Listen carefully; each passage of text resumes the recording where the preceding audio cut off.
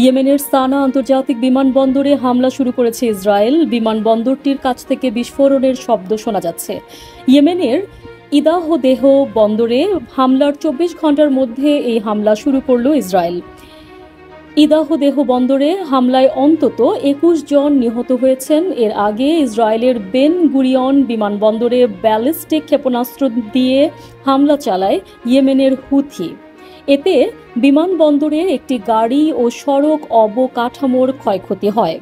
গাজায় ইসরায়েলি আগ্রাসনের প্রতিবাদে হামলা চালিয়ে আসা ইরান সমর্থিত ইয়েমেনের হুথি বিদ্রোহীরা বেন গুরিয়ন বিমানবন্দরকে আর নিরাপদ নয় বলে হুঁশিয়ারি দিয়েছে।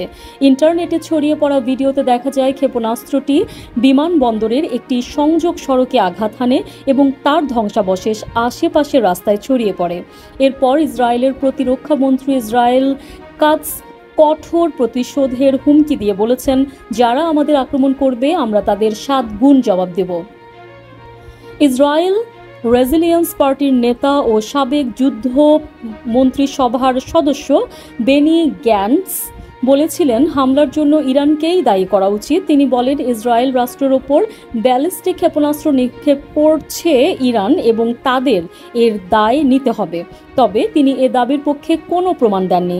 ইসরায়েলের বিরোধী নেতা ইয়াইর গোলান বলেছেন, লাখো মানুষ আবার আশ্রয় কেন্দ্রে, গাজায় বন্দি ইসরায়েলিরা মরছে, জীবনযাত্রার ব্যয় সাধারণ পরিবারকে চূর্ণ করছে এবং রিজার্ভ বাহিনীর সদস্যরা যুদ্ধের ভারে ভেঙে পড়ছে। এগুলো নেতানিয়াহুর জন্য ভালো, সরকারের জন্য ভালো, কিন্তু আমাদের জিম্মিদের ফিরিয়ে আনতে হবে, যুদ্ধের ইতি টানতে হবে। নিউজ ডেস্ক, সংযুক্ত।